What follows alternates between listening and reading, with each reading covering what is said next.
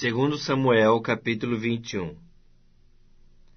Houve em dias de Davi uma fome de 3 anos consecutivos. Davi consultou o Senhor. O Senhor lhe disse: há culpa de sangue sobre Saul e sobre a sua casa, porque ele matou os gibeonitas.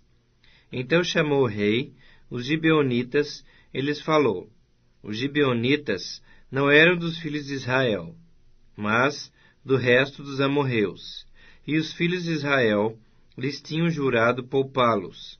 Porém Saul procurou destruí-los no seu zelo pelos filhos de Israel e de Judá. Perguntou Davi aos gibeonitas: que quereis que eu vos faça? E que resgate vos darei, para que abençoeis a herança do Senhor? Então os gibeonitas lhe disseram: não é por prata nem ouro que temos questão com Saul e com sua casa, nem tampouco pretendemos matar pessoa alguma em Israel.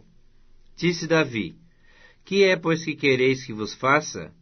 Responderam ao rei: quanto ao homem que nos destruiu e procurou que fôssemos assolados, sem que pudéssemos subsistir em termo algum de Israel, de seus filhos, se nos deem 7 homens, para que os enforquemos ao Senhor, em Gibeá de Saul, o eleito do Senhor.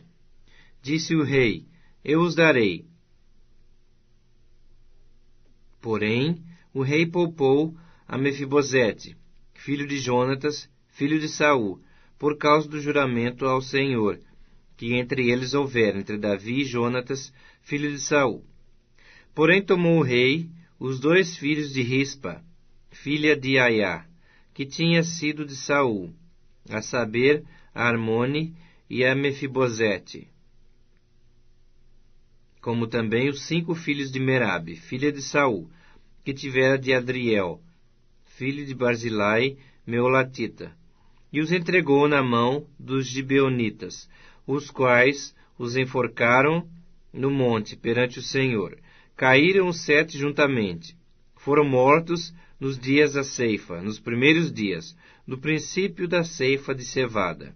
Então Rispa, filha de Aiá, tomou um pano de saco e o estendeu para si sobre uma penha, desde o princípio da ceifa até que sobre eles caiu água do céu.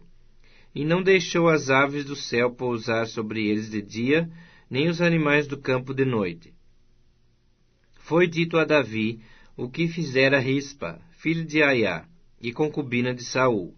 Então foi Davi e tomou os ossos de Saul e os ossos de Jonatas, seu filho, dos moradores de Jabes e Gileade, os quais os furtaram da praça de Bate-Seã, onde os filisteus os tinham pendurado, no dia em que feriram a Saul em Gilboa. Dali transportou os ossos de Saul e os ossos de Jonatas, seu filho, e ajuntaram também os ossos dos enforcados. Enterraram os ossos de Saul e de Jonatas, seu filho, na terra de Benjamim, em Zela, na sepultura de Quis, seu pai. Fizeram tudo o que o rei ordenara.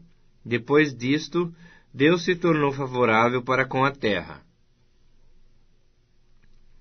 De novo fizeram os filisteus guerra contra Israel. Desceu Davi com seus homens, e pelejaram contra os filisteus, ficando Davi muito fatigado.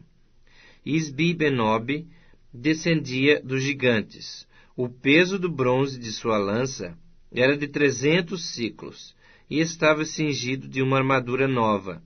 Este intentou matar a Davi. Porém Abisai, filho de Zeruia, socorreu-o, feriu o filisteu e o matou.